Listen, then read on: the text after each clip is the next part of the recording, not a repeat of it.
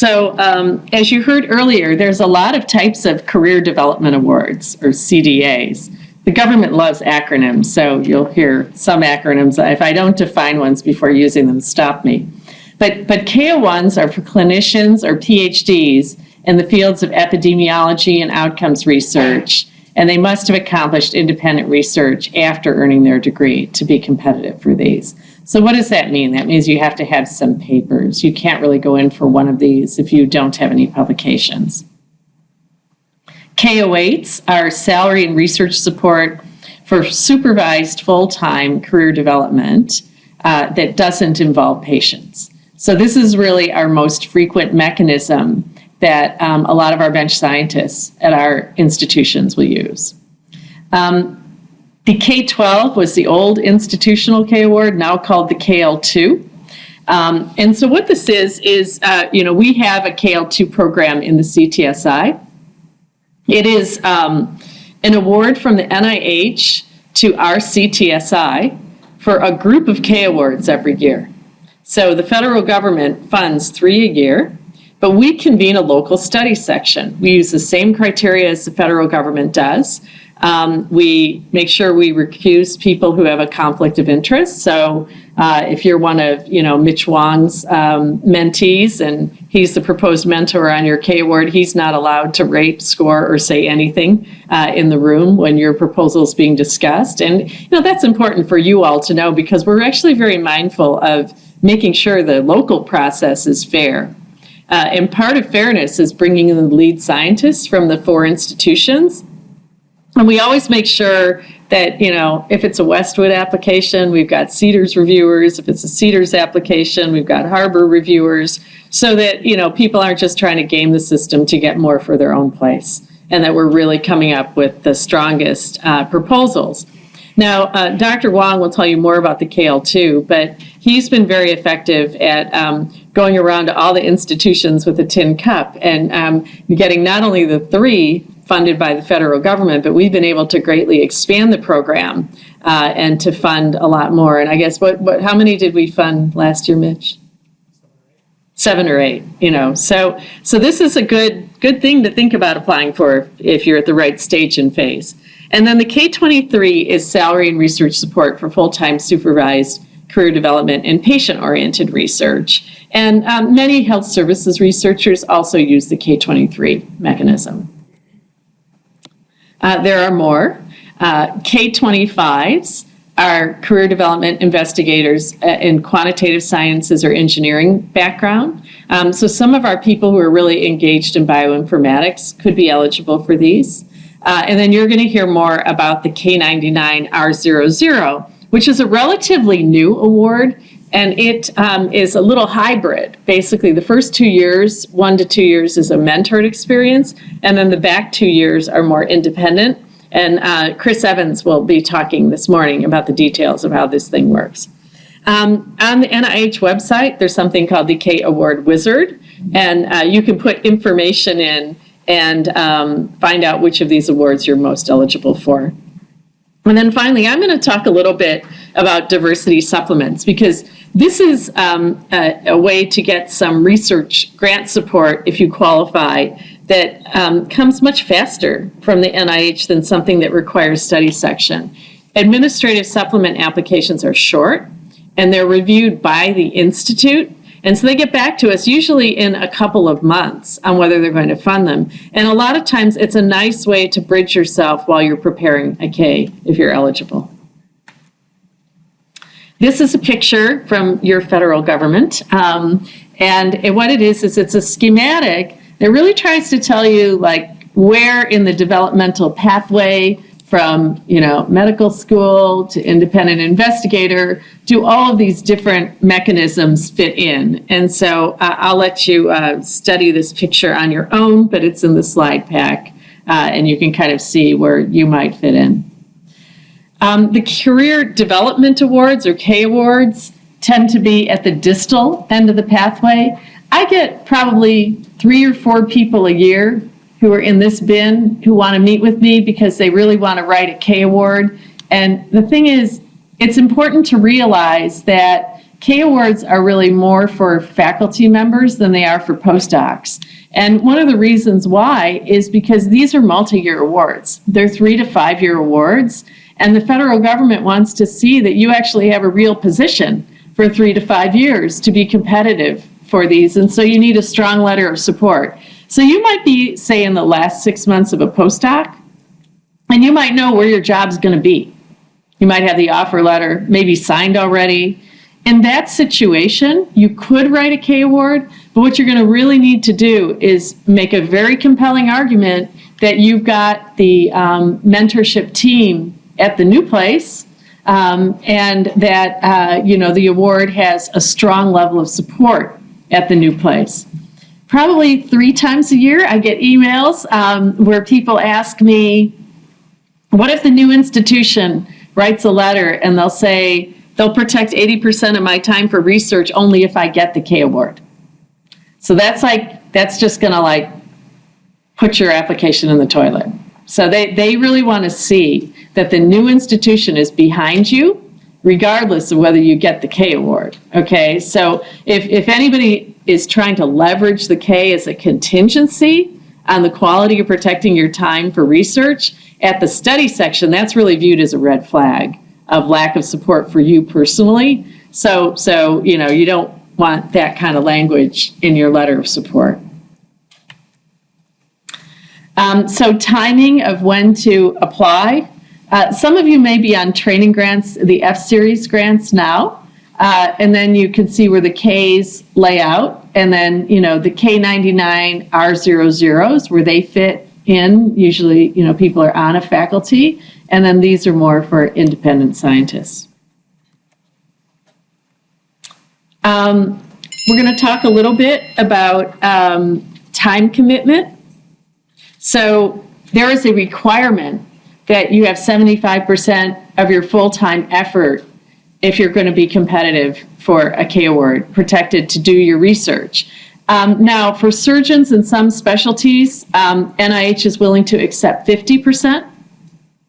And there have been some recent increases in the salary cap, $95,000 a year for K08s and K23s, and $105,000 for K02s. Now, the salary actually varies a little bit by institute. So if you know that you're going to be applying to, say, National Institute on Aging or NIDDK, you want to go to their website and see what their salary cap is. And of course, you always ask for the cap. Don't ask for anything less than the cap. But you'll need to look on the individual institutional websites. Now, there's a recent change in the rules about additional salary support while you're on a career development award. And for the details of this change, if you just put this into Google, you can read the government publication describing it. But what I've done is I've abstracted the main points here on the slide. So let's say you have a 5-year award from the Heart, Lung, Blood Institute. In the last 2 years of that mentored career development award, NIH will let you get concurrent salary support from any peer-reviewed grant from any federal agency if you meet the following criteria.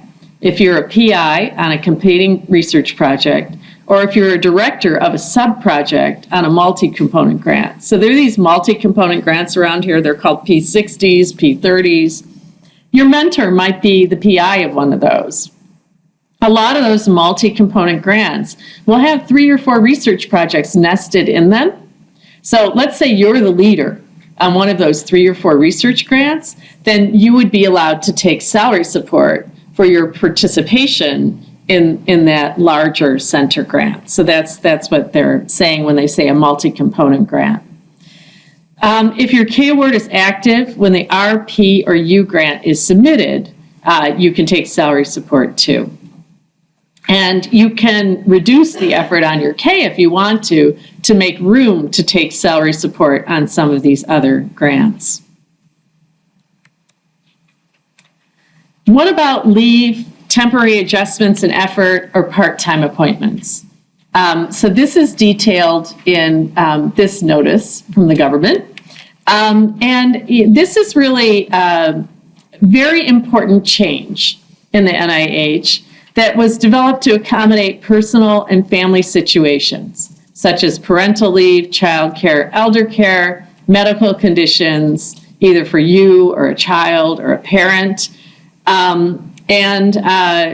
It won't be approved, though, to accommodate job opportunities. Okay, so you can't, if you got a K award and you said you're 80% effort, and now CDAs would like you to run the cath lab, and so they want you to drop your effort to 50% on your research, that will not be approved under this policy. This is really about accommodating the balance between personal and professional life. So how does it work? You can't propose this when you're writing the application, okay? But once you have the award notice, you go to the administrative office of whichever institute your K is at, and you write a brief letter explaining the circumstance. So, first year of my K award, had a very premature baby, baby needs to have surgery. I would like to drop back to 50% effort for the next year so that I can be there to help take care of my baby. So now, let's say you were originally 80% effort on your K award. What they want you to do is 0.8 of whatever your part-time effort is. Okay, so if you are proposing to go 50% to take care of your new baby, then 40% of that 50% has to be spent on your K award. Okay. Now, when I actually worked on a multi-university committee that pushed Zerhouni to do this so that we had some flexibility, because before, part-time people basically had to give their Ks back. And one thing we really wanted was to prorate the time, so that if you went 50% time, it was a 5-year award that you got year 6, okay? We couldn't get them to do that. And so it's still a 5-year award, but we did let them at least let people keep their K award and to work the proportion that was proposed. And again, this is detailed, and a lot of us have a lot of experience helping junior faculty craft these letters. I have to say I've never seen anybody denied since the policy change happened. So it's just something to keep in mind. I think a lot of times junior faculty are pedaling very fast, and all of a sudden, there's a speed bump of something going on with a parent or a child, and you feel like it's going to completely derail you or your own personal health. And so knowing that you can, dial back to part-time, not lose the award, still be able to keep your research program running is a good thing. So more on part-time, it has to be a written request. And you have to make sure that you're not requesting a reduction in effort of less than 75% of what your part-time job is for 12 months.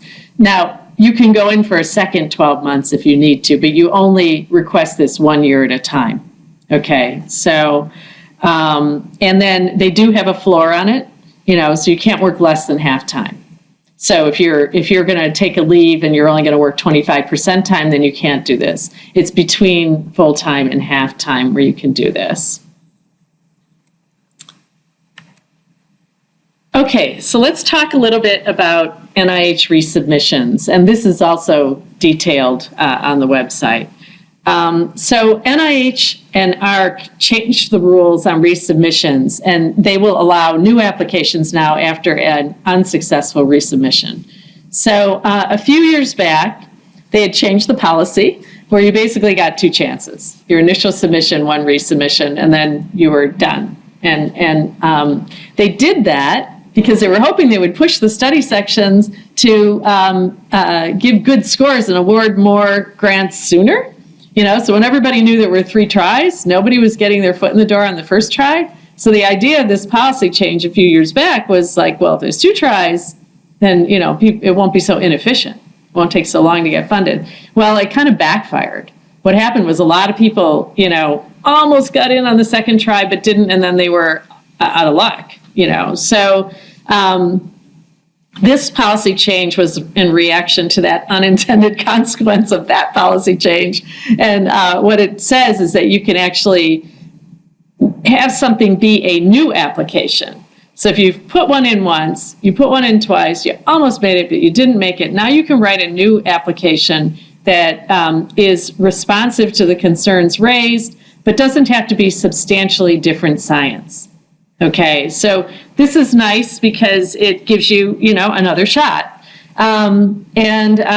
Basically, part of this, when you read the details, you can't take the same science and put it in twice, either to two different institutes or under two different mechanisms. So, you can't have like a K version of your project and an R version and have them both going at the same time. They won't let you do that, okay?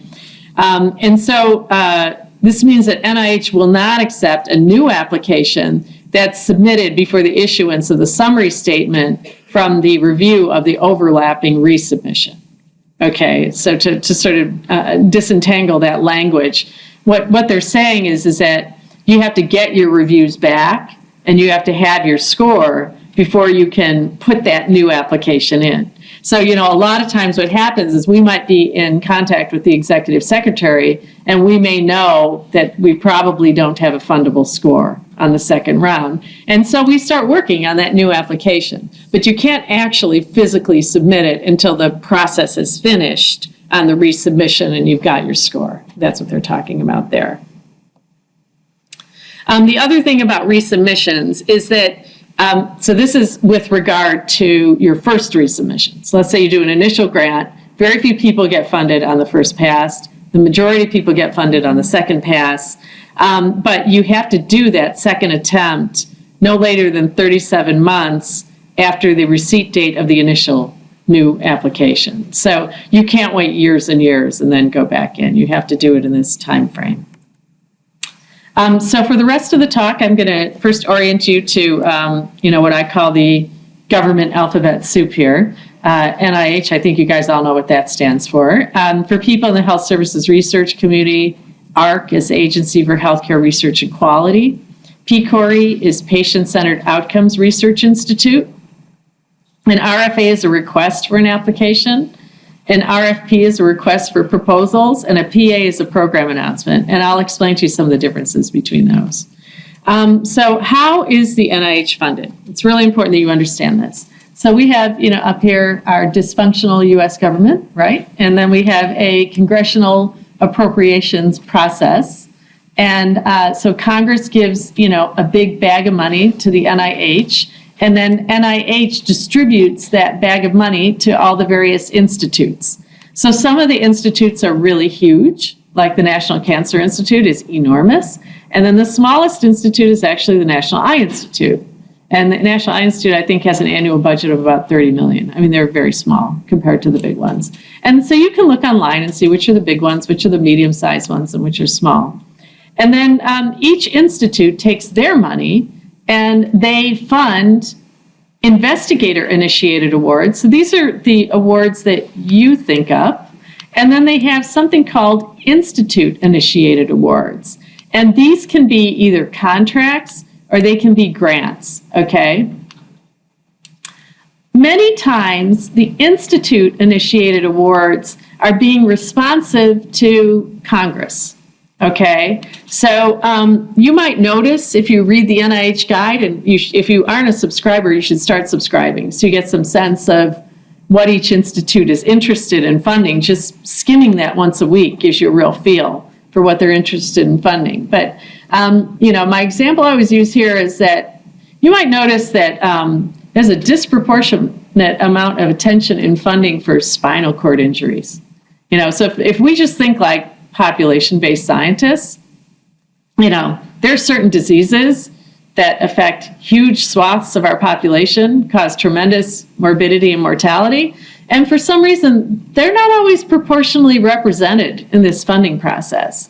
So, why are spinal cord injuries so well represented relative to, not to say that getting a spinal cord injury isn't a catastrophe, but it's something that affects a small amount of people, right? And these are taxpayer dollars here funding the whole research enterprise. So why do you think that is? Why do they get so much money? Lobbyists, right? And so there's a very active group of people in this country, some of you might remember Christopher Reeves, who have drawn a lot of public attention to this very devastating and serious problem But, they get to Congress, and Congress pretty much tells the institute director, we got to be responsive here. And so I want to see more RFAs in spinal cord. So, why do the institutes listen? Because once a year, they have to trundle over to Congress, and they have to show everything they did with the money, and they have to build the case to get more money the next year, okay? And so if they're not making Congress happy, their appropriation is threatened, right? So if you work in one of these areas, that's nice. But if you don't, you can still go in investigator initiated on any topic. RFAs in particular are nice. What an RFA means is that the Institute has set aside money that can only be spent on that topic. So if your project fits in an RFA, you want to reference that RFA, because they're going to have to spend that money on that or they can't spend it. Whereas over in the investigator-initiated bin, you'll see things called PAs or program announcements, and your project may fit nicely under one of those, but there's no obligation on the part of the government to fund under program announcements, okay? So it's not going to be as competitive for you as it is if you can find an RFA or an RFP. Contracts tend to have deliverables, okay? So if you get a federal contract, it will be very explicit what you have to send to them at what time, what the product is, okay? Grants do not have deliverables. So in theory, you could get a grant and you could decide you've had it with your career and you're going to just move to Bali and spend that money, and the government has no recourse if you do that, okay? You'll probably never get another grant, but there isn't anything legally, they can't put you in jail for that. Whereas a contract is more of a binding agreement, okay? That doesn't mean you shouldn't ever do contract work, but it's just you should know the difference. Okay, so how is the NIH organized? It's organized in different offices, okay? So you have the institutes, and then inside the institutes, you have something called the intramural side, which are people who actually conduct research in the institute, and then you have the extramural side. Those are the people who interface with us, the research community in the nation, okay? And each little program inside the institute on the extramural side has a program officer. Okay, and I can't emphasize enough how important it is to establish a relationship with the program officer who handles career development. Okay, so every institute will have an identified person, sometimes more than one, who's in charge of training. Okay, and these tend to be the individuals at the institute who like young people and they like helping you. They took those jobs because they like helping young people have successful careers and playing a part in it. And so you should reach out. You should introduce yourself. You should use these people to tailor your science to make sure that you're competitive for that institute. You heard in the first talk about knowing your audience. Well, in this situation, your audience is the institute, and your science has to fit, okay? And you're not going to know unless you actually talk to these people. Now, texting is not the same as talking. Sending emails is not the same as talking. And so what I suggest early on is when you've got kind of the 200-word abstract of your K award, and you have maybe the third or fourth edited version of your specific aims, that you make a one-page Word document with those draft aims on it and a little bit of background about your project and you email attach it to the program project officer for training at the institute where you think you should send it, and then you ask for a 20-minute phone call. Okay, because what will happen is a lot of times you will hear things on the phone that people would never, ever, ever put in an email. Okay, and that really has to do with that flow chart and Congress. Okay, so you may be interested in doing a community-based intervention to improve weight and physical fitness for African American children and Latino children. You might call the program project officer And you might find out that they actually have 7 grants in their portfolio already working with African American kids, but they don't have any with Latino kids, and that they're getting, a lot of heat from the Hispanic caucus that they're not actually funding enough Latino research. Okay? That's a hint. Somebody's not going to tell you to write the grant only for Latino kids, because they would never say that. But you have to be very good at hearing between the lines. And if you're agnostic and you want to get your foot in the door, you might want to do the Latino project first, and then when you've been successful, do the African American project as the next phase of your work. Okay? But a project officer will never, ever, ever say something like that in an email, because they would get fired for saying something like that. Okay? And so something exactly like that happened to me, and that's why I got my first R01. But if you only communicate by email, you're not going to hear these things. The other thing is, when you communicate on the phone, you can tell the level of enthusiasm at the Institute for your ideas. So you might have something that could go to maternal child health, or it could go to heart, lung, blood. It might be a cardiovascular disease problem in children, right? And you're not sure which one to go to. I mean, you see that National Heart, Lung, Blood has a much bigger budget. And you might even look and see how many K awards each institute funds every year. That's all online, and you can look at it. But honestly, if you talk to the 2 project officers, it will become crystal clear which place is going to be more receptive to the proposal. So you want to kind of shop your ideas, and you want to get a fit, and you want to find an institute that's excited about what you're doing. Okay? Now, if you write a terrible grant, it's not going to make any difference. Where this makes the difference is when you're on the bubble. Okay? So you might have a score that is almost fundable. And if you're in a high priority area, and if the program project officer knows you, then at council, where they make the final decision, they might advocate for you. They might not, but they might. I'll tell you something, if they don't know you, I'm certain they won't advocate for you. Okay, so I think, this is really getting your ducks in a row, giving yourself the best shot, okay?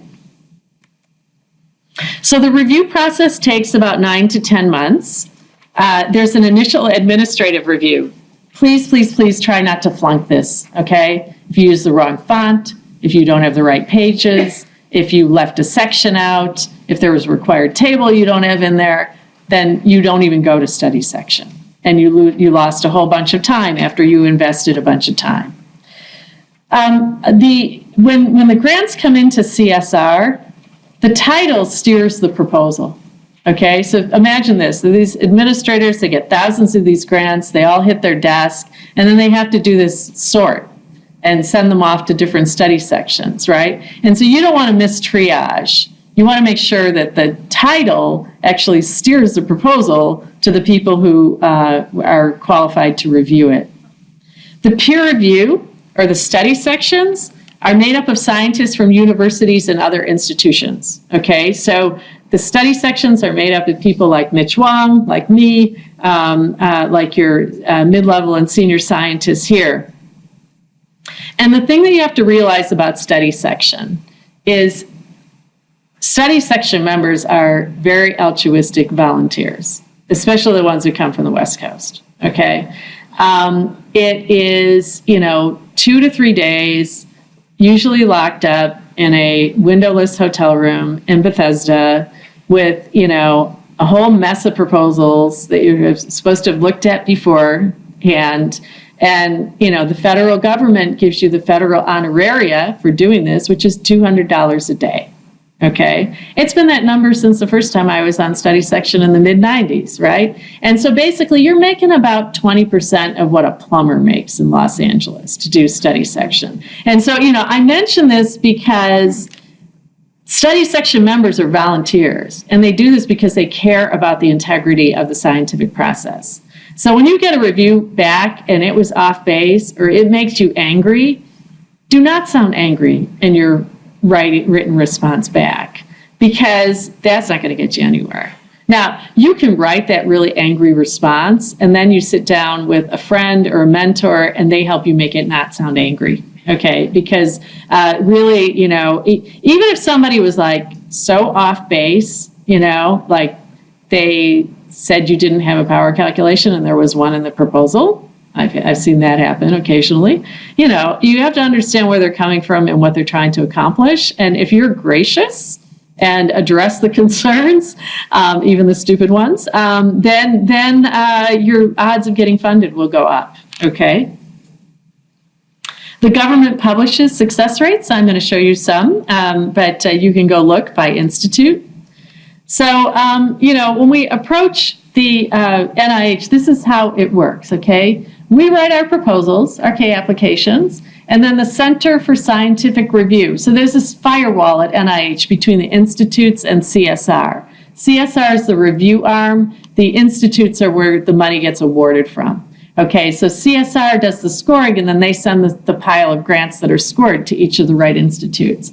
So they assign the application to a study section. You will get an email saying what study section you were assigned to. Now, it's really important that you open that email and that you go look at the roster.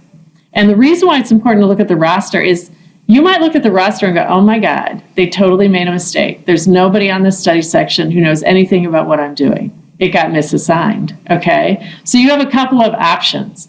You can start looking at the list of all study sections, and if you believe it would have been more appropriate somewhere else, you can suggest that, okay? And it can get reassigned. Or what you can do is you can suggest outside experts. So let's say there really isn't a study section that has standing people on it who have the expertise for what you do.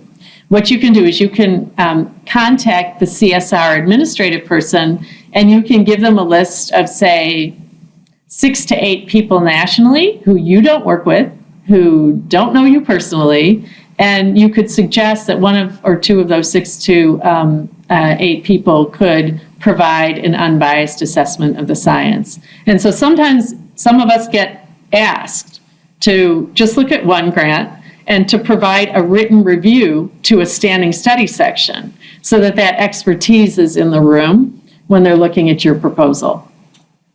Now, here's the sad news. So you go to study section.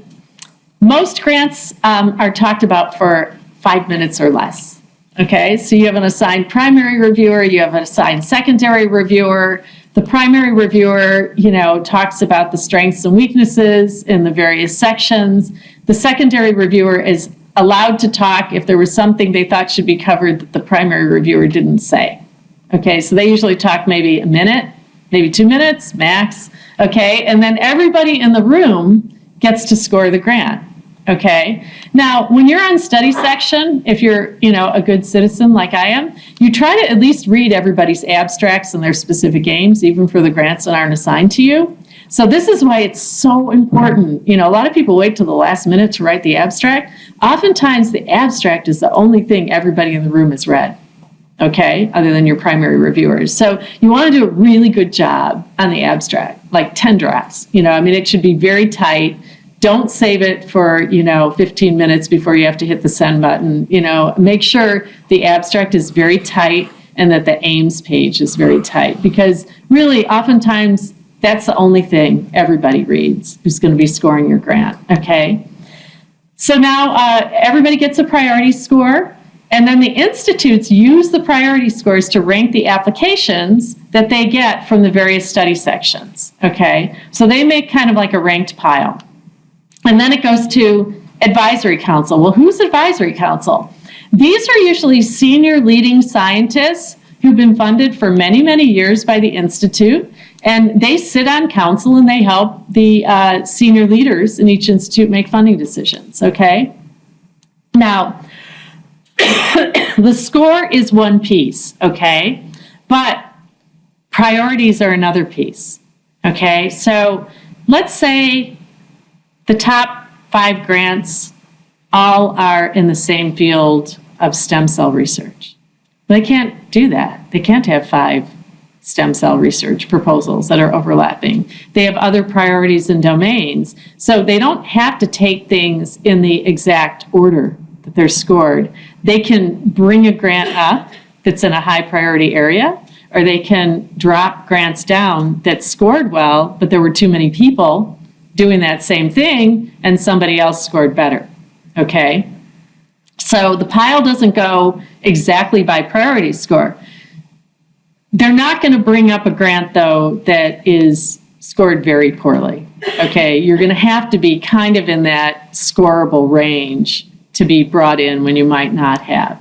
Half the grants don't get a score, okay? So they only score the top half of the pile back at study section. The bottom half of the pile doesn't even get discussed, okay? So, it's always devastating to be in the bottom half of the pile. None of us plan to be there, but it does happen, and it isn't the end of the world.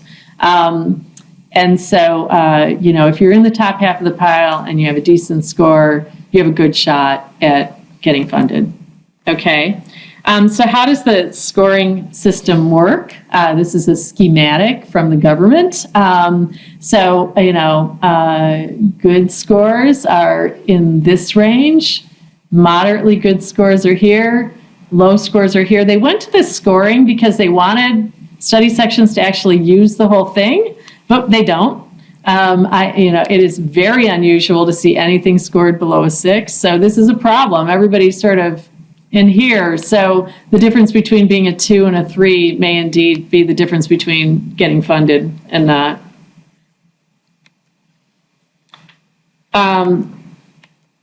So what guidelines do the reviewers use?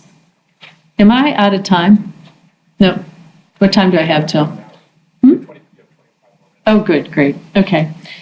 So what do the reviewers look at? They look at significance, and significance means, did you make a compelling case that the problem you study is important, okay? They look at whether they think your project's going to advance knowledge and how it might change the field, okay? They look at your approach. Is there a conceptual framework? This is really important for people in clinical research and for social science research in particular, but it's probably important for everybody. They look at your design, your methods. One thing you want to do is you should raise problems before they do, okay? Because especially as a junior investigator, the assumption is if you didn't raise a problem, you didn't know about it, okay? So there might be lack of a perfect design to address your specific game. And there might be trade-offs, so you could use one design or one control group, but that's going to have these shortcomings over here. But if I use this control group, I've got these other shortcomings. So a short paragraph showing that you actually considered all of that, and then you made the best informed choice, and that's what you're proposing, is better than just stating the best informed choice without saying that you thought about the other stuff. Because the assumption in the room will be, if you don't say it, that you didn't think about it, and there'll be somebody in the room who really likes one of those other methods a lot. And they may, especially if they are a persuasive person, they might sway the whole group to score you down, okay? They want to see a work plan, and they want to see how you're going to measure your progress. Projects need to be innovative. Is there a new concept? Are the aims original? Does a project challenge or advance an existing paradigm? Now, what about you? These are career development awards, so the you part's really important, and you're going to hear more about this from Isidro, but they want to know, are you appropriately trained? Go ahead. So a quick question. Yeah. So the challenging existing paradigms. Yeah. How do you balance that and not being too ambitious? Because part of being ambitious is challenging the paradigms, right? But then they might think you're being too ambitious. Yeah. But then if you're not challenging the paradigms, you're ambitious enough. Right. So ambitiousness is really about scope of work and funding. So you might do some initial pilot work that lets you challenge an existing paradigm, but you're going to need that multi-center R grant to definitively address the problem. So, as we give feedback on K Awards, if your scope is totally out of the realm of what's possible with the resources, we're going to help you shave it back, okay? And so it's really a matter of not over-promising for the resources provided, okay? But I think you can still propose that an existing paradigm's wrong, or wrong for a population. So a lot of times, especially for people doing health equity or health disparities research, it's taking an existing paradigm, say how we care for cardiovascular disease, and deciding what are the barriers and facilitators of applying that paradigm in special populations. So that question is, it's not really challenging the fundamental principle, right? But if, the way we take care of people with cardiovascular disease is mainly based on clinical trials that mainly enrolled high-income white people, we don't really know if it's going to work when you apply it to other groups, okay? So that's like enough of an innovation, if the narrative's strong, to count, okay? Is the work proposed appropriate to the experience level of the investigator or other significant investigator participants? So if you're moving into a new area and you have no track record, you better have somebody on your team who's got a very compelling and strong letter of support who is committed to teaching you about that new area. Okay, so you may have been somebody who, has a lot of papers doing secondary data analysis and, you're really great with administrative data, but now you want to develop some qualitative research skills. You've decided that you've kind of pushed the secondary data analysis and quantitative approaches as far as you can go. It's not answering the questions you're interested in. So now in your educational plan, you want some qualitative skills. You better have like a senior leader with a big track record, NIH funded, of doing qualitative research helping you, okay? Teaching it to you, either in a directed reading, in a class, advising you on the approach that you have in the project. So is there a prior history of conducting whatever research field you're in? So it's very important that you talk about your track record, okay?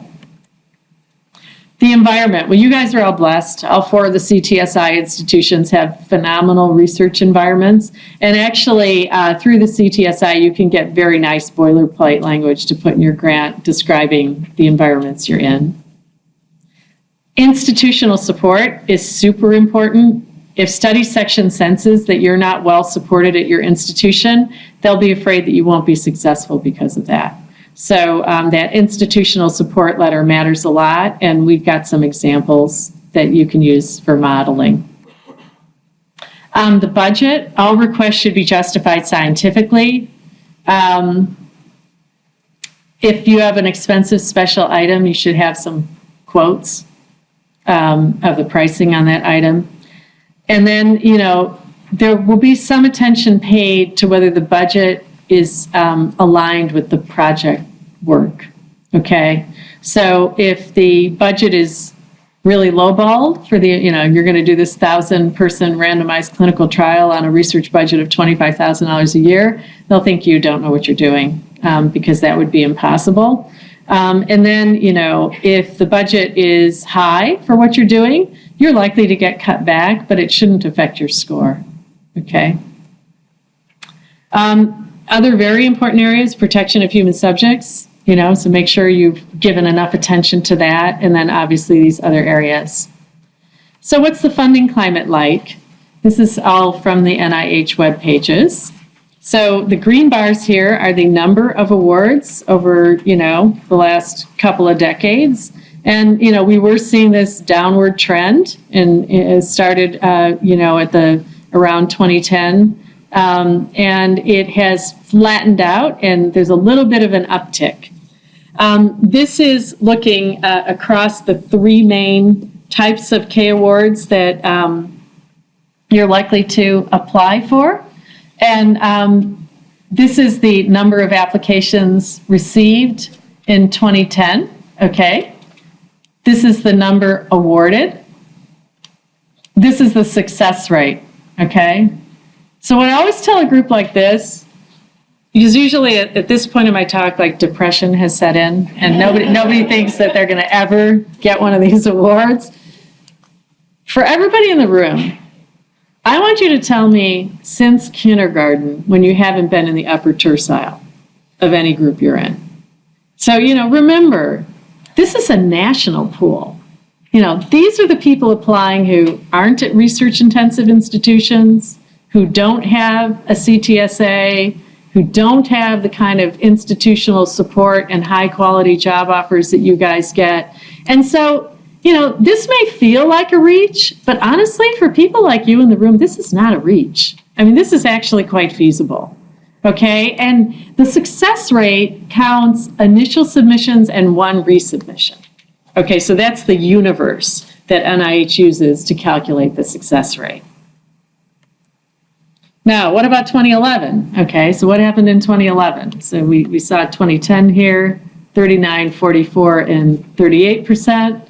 Well, things got a little worse. The NIH budget was flatlined, and so it got a little more competitive. Interestingly, if we look here and here, about the same number of applications came in. What about 2012? So 2012, there were fewer K08s submitted, but we're starting to see the K08 line at least coming back up. And the K23 line, it's always been about the same. It was a little bit better in 2012 than it was in 2011. What about 2013? Again, we're still, we're roughly at a third. We're seeing some, about the same amount of applications. But now here's the good news. And this trend has continued into 2015. They actually haven't published the 2015 numbers yet, but I was talking to somebody at NIH who told me that this number is going to be more like 45% in 2015. So, we're coming out of the desert at this point. Your timing is very good. Okay, so with the recession and with the NIH budget being flat, we were seeing things kind of hovering, maybe dropping a few percentage points, but now they're coming back up. So this is good. So success rates and Paylines, okay, and this is by institute. So another way to look at this, if you have a choice about, which institute to apply to, you can look at the success rates and Paylines over time. The Payline, and this is not for K awards, this is for our grants. It's the percentile in the pile that got funded, okay? And so, you can look at this information online. This was just published by the NIH, and so let me tell you what this is. ESI is early stage investigator. That's you guys, people who haven't had an R grant yet.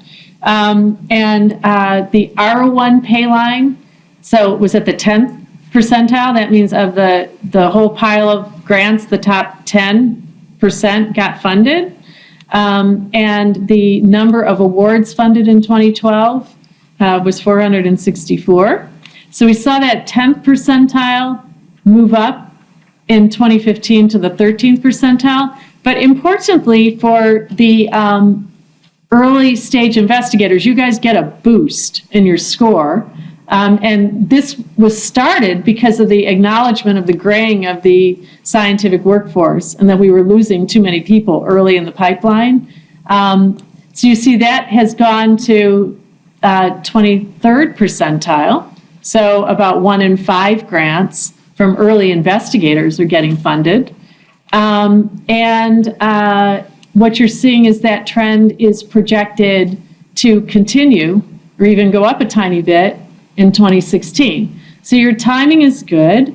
The K award scores and success rates, here you see this is overall for NIH, about 27% in FY12.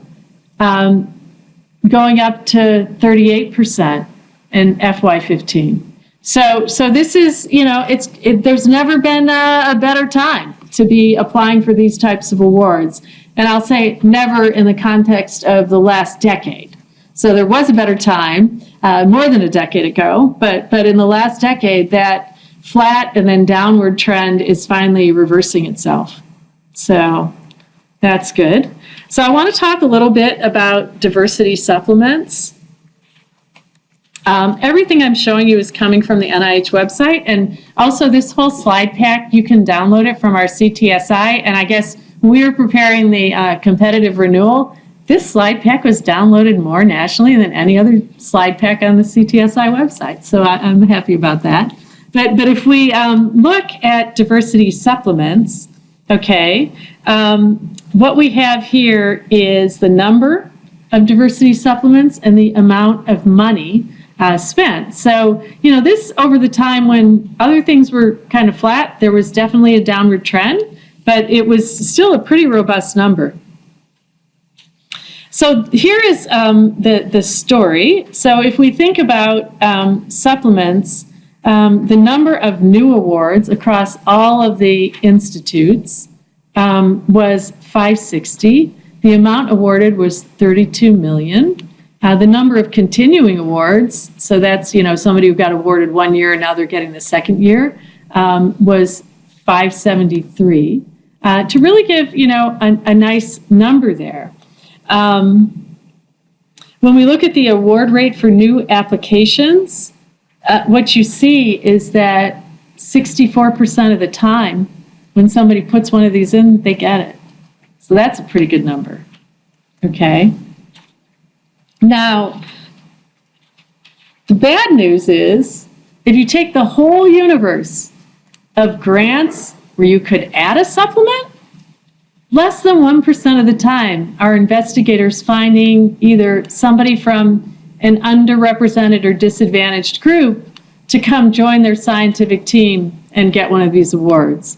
So the possibility of getting this money on a lot more awards is really there. And so, who are these groups? So these are people who, based on their race, ethnicity, are underrepresented in the scientific workforce.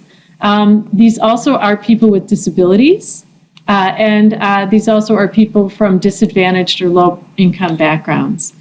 So if you are the first person in your family, regardless of your ethnicity, to go to college, you're going to qualify for one of these. And I think a lot of times we don't remember that with these. The other thing is all these mechanisms are eligible for diversity supplements. So it's a lot of grants at our place.